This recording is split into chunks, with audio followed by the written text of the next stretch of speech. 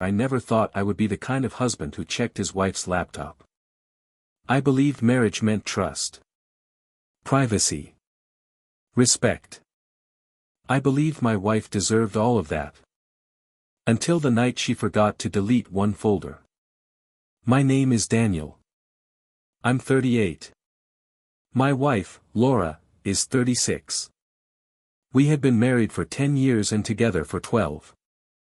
We had a 7-year-old daughter named Emily, a house in the suburbs, a dog, 2 cars, and the kind of life people call perfect when they only see it from the outside. For a long time, I thought we were happy. Laura worked as an operations manager at a tech company. She was smart, ambitious, and hardworking. I was proud of her. When she got promoted, I celebrated. When she worked late, I tried to understand. When she started traveling more, I told myself that was just what success looked like. But about a year ago, something changed. At first, it was small. New perfume. New dresses. Heels she used to hate. Longer showers after work. Her phone always face down. A new passcode. Smiles at messages she wouldn't explain. Then came the business trips. Before that year, Laura traveled maybe once every few months. Suddenly, she was gone almost every other weekend. Chicago. Denver. Austin. Miami. Always for work. Leadership summit. Client onboarding. Regional planning. And always with the same person. Her boss, Mark. At first, his name sounded normal. Mark wants the team there early. Mark thinks I should present this. Mark says I have executive potential. Then Mark became part of every conversation. Mark liked this restaurant. Mark understood her stress. Mark thought she was underpaid. Mark knew how hard she worked. I tried not to be jealous. I didn't want to be the insecure husband who couldn't handle his wife being successful. But something about the way she said his name bothered me. It wasn't obvious. It was familiar. Like she had a whole other life with him, and I was only hearing echoes of it. One night, Laura came home from a leadership retreat glowing. Not tired. Not stressed. Glowing. She hugged Emily, kissed the dog, and gave me a quick kiss on the cheek like I was a roommate she liked. I asked, "How was the trip?" She smiled and said, "Productive." Then she went upstairs to shower. Her suitcase was still open in the hallway. I glanced inside while moving it out of the way. Under a folded blazer, I saw black lace lingerie. Something I had never seen before. I stared at it for a long time, waiting for my mind to give me an innocent explanation. And it did. Maybe she bought it for herself. Maybe it was just underwear. Maybe there was a reason. That became my excuse for months. Maybe there was a reason she guarded her phone. Maybe there was a reason she changed her passcode. Maybe there was a reason she laughed at texts and said, "It's just work." Maybe there was a reason she started sleeping with her phone under her pillow. The truth was simple. I didn't want to know. Because knowing meant I had to do something. And I wasn't ready. Then came the weekend that changed everything. Laura told me she had to fly to Boston for a last-minute executive planning session. Friday to Sunday. The problem was that Emily had a dance recital that Saturday. Laura had known for 2 months. Emily had practiced every night in the living room. She had picked out her dress. She had asked Laura again and again, "Mommy, you'll be there, right?" And Laura had promised. Then suddenly, Boston. I asked if she could skip the trip. She gave me that cold, tired look she had started using whenever I questioned anything. "Daniel, this is my career." I said, "It's your daughter." Her face hardened. "That's not fair." Emily was standing nearby, holding her little dance shoes, listening. So I swallowed the argument. Laura left Friday afternoon. Emily cried after her car pulled away. At the recital, I sat in the front row and recorded everything. Emily looked into the crowd twice, searching for her mother.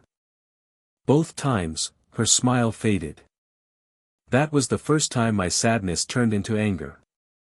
Afterward, I took her for ice cream and told her mom was proud of her. I lied so smoothly it scared me. That night, after Emily fell asleep, I sat alone in the living room. Laura texted me at 10:14 p.m. Long day. Going to sleep. Love you. I replied, love you too. Then I noticed her personal laptop on the coffee table. Laura usually took it everywhere. But this time, in her rush, she had taken only her work laptop. I stared at it for 20 minutes. Then I opened it. No password. Her browser was open. Email, shopping tabs, a recipe website. Nothing strange. I almost closed it. Then I saw a folder on the desktop. Receipts 2023 to 2024. It sounded normal. But it had been modified recently.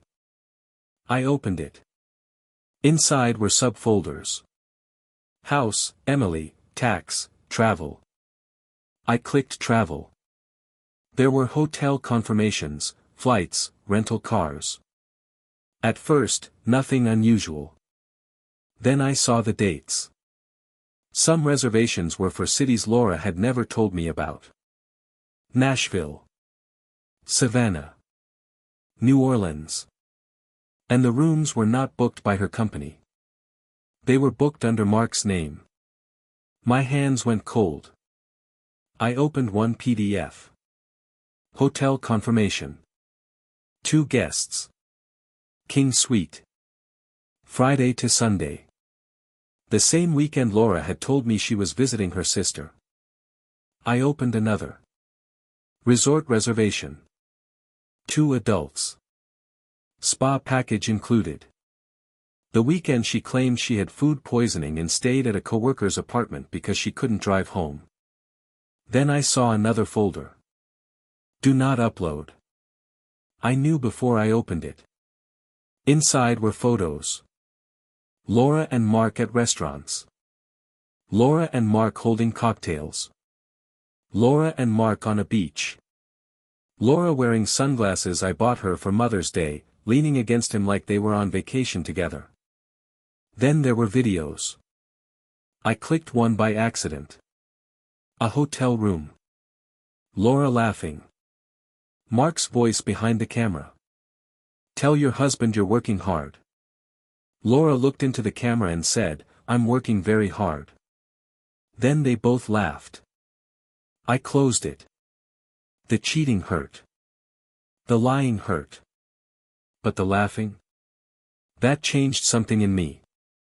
I stopped feeling broken. I became calm. Terrifyingly calm. I spent the next 2 hours copying everything. Receipts. Photos. Videos. Flights. Hotel bookings. Then I found a document called Timeline. It wasn't for work. It was their live schedule. Dates. Locations. Excuses. What Laura told me. What Mark told his wife. Yes, Mark was married too. His wife's name was Karen. They had 2 sons. The document included notes like: Tell Daniel dinner is with full leadership team. Tell Karen flight delayed.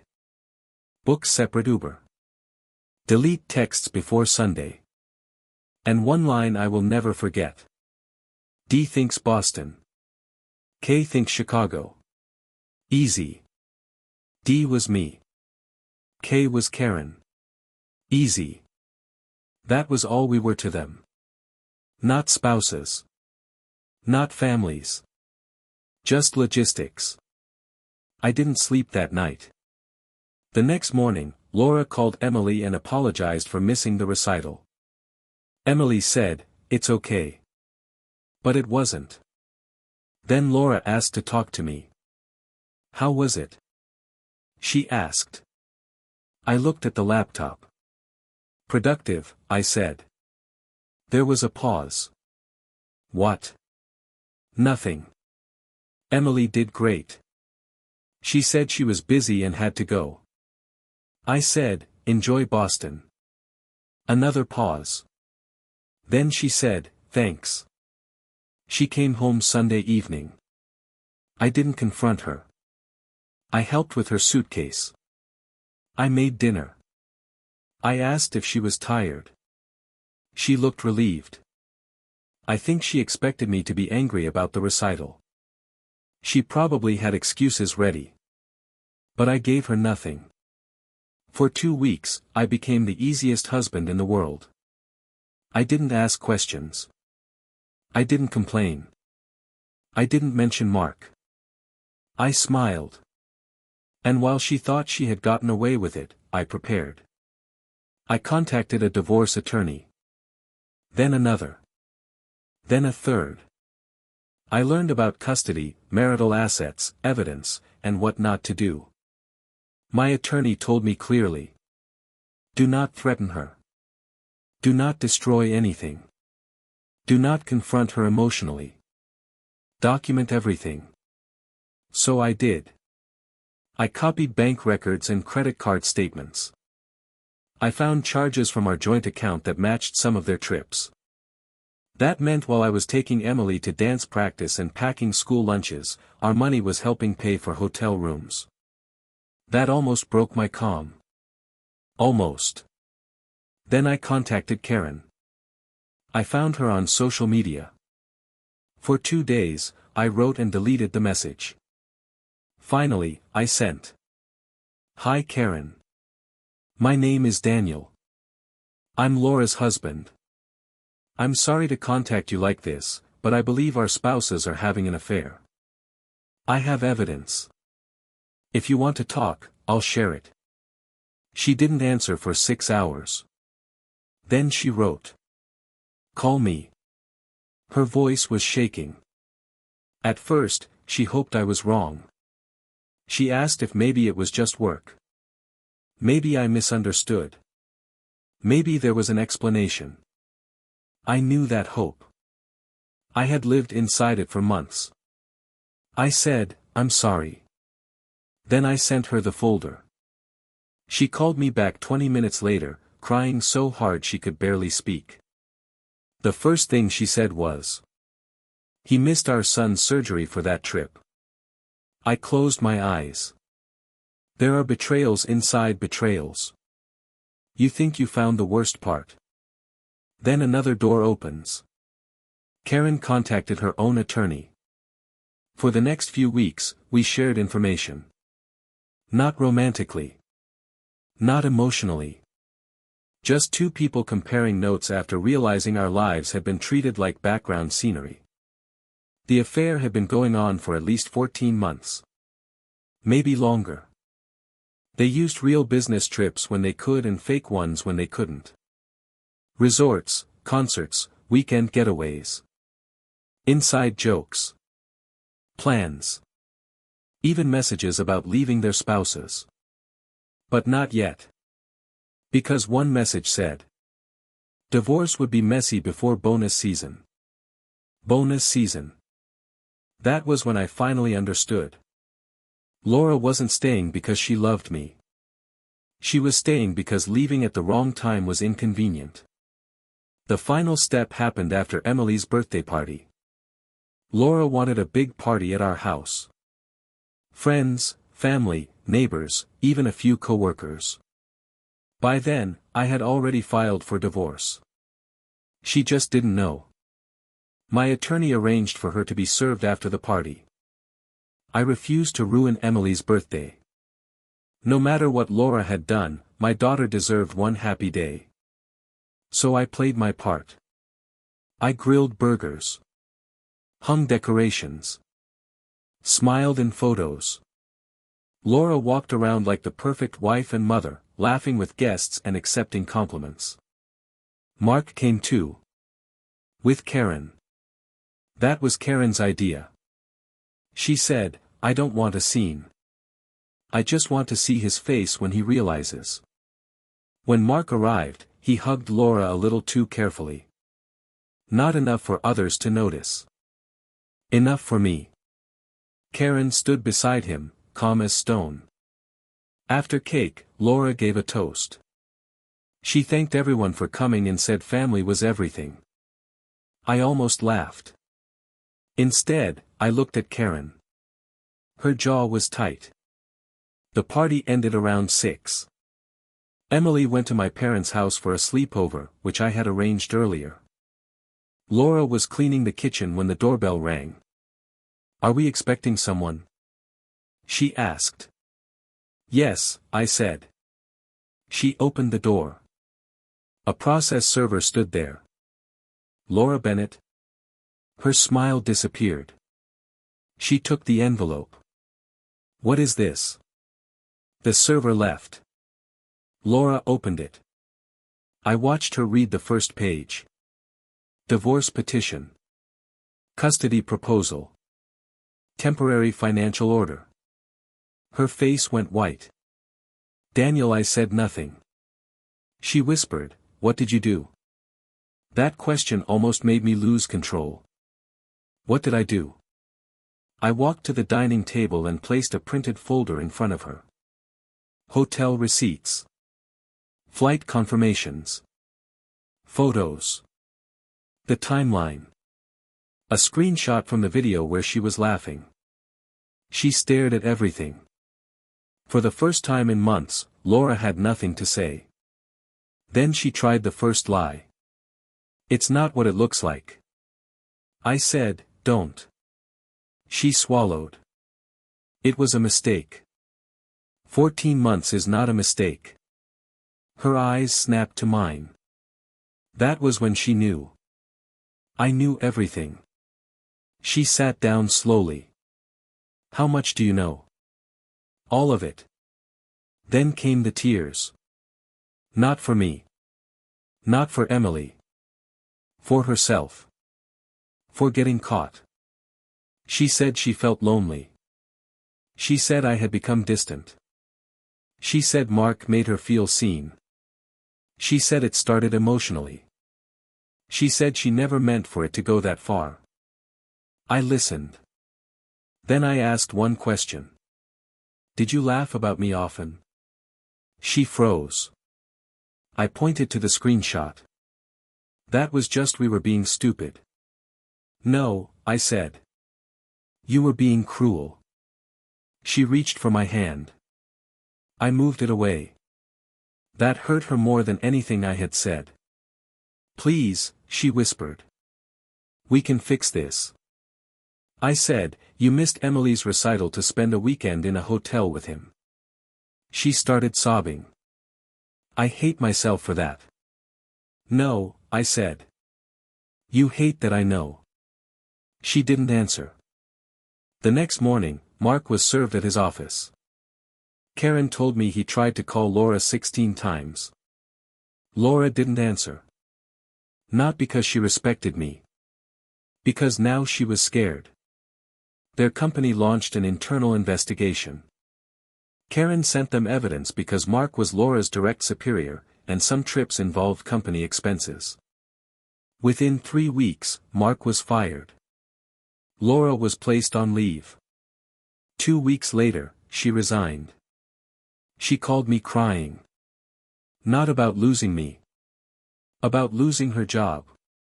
She said, "Do you understand what this does to my career?" I said, "Do you understand what you did to our family?" She hung up.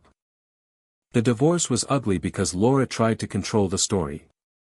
She told friends we had grown apart. She told her parents I was cold and unforgiving. She told one mutual friend I had invaded her privacy and twisted things. So I stopped protecting her reputation. I didn't post anything online. I didn't make announcements. I just answered honestly when people asked. Yes, she had an affair with her boss. Yes, it lasted over a year. Yes, she missed Emily's recital to be with him. That last part did the most damage. People can excuse a lot. They don't easily excuse hurting a child. The hardest part was Emily. We told her age-appropriate things. Mom and Dad weren't going to live together anymore. It wasn't her fault. We both loved her.